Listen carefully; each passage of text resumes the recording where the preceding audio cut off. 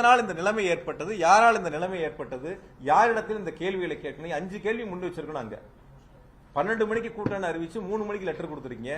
நீங்களே பவரை கட் பண்ணி சொல்லி லெட்டர் கொடுத்துருக்கீங்க. ஆனா நீங்களே 7 மணி நேரம் லேட்டா வந்திருக்கீங்க.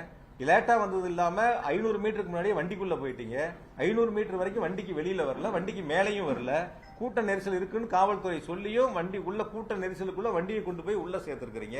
உங்களுடைய பாதுகாவலரோ உதவியாளரோ மேல பொதுமக்கள் பாதிக்கிறாங்க, பெண்கள் சாஞ்சி விழுங்குறாங்கன்னு சொன்னதுக்கு அப்புறமும் நீங்க பேச்ச தொடர்றீங்க. நீங்களே ஆம்புலன்ஸை கூப்பிடுறீங்க.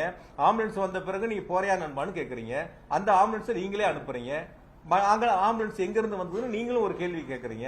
அங்க இது எல்லாம் யார் இடத்தில் கேட்க வேண்டிய கேள்வி, இதெல்லாம் யார் விளக்கம் சொல்ல வேண்டிய இடத்தில் இருக்கிறார்கள்.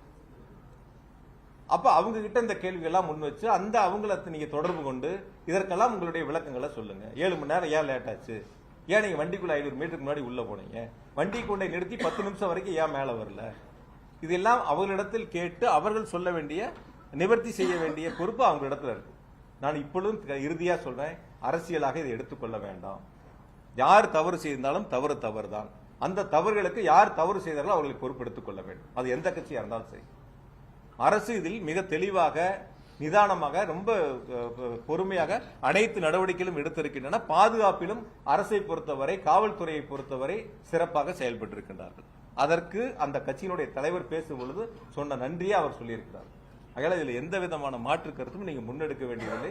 சமூக வலைத்தளங்களில் வரக்கூடிய ஒரு சில கருத்துக்களை வைத்து நீங்கள் கேள்விகளை முன்னெடுப்பது என்பது அது அவர்கள் சார்ந்த சில கருத்துக்களை, அந்த கட்சியை சார்ந்த சில கருத்துக்களை முன்வைக்க முயற்சி செய்கிறார்கள். அப்படி சொல்லக்கூடியவர்களும் விசாரணை ஆணையத்தில் அவருடைய கருத்துக்களை சொல்லி அதற்கான ஆவணங்களை சமர்ப்பித்தால் விசாரணை ஆணையம் இறுதி நடவடிக்கை எடுக்கும்.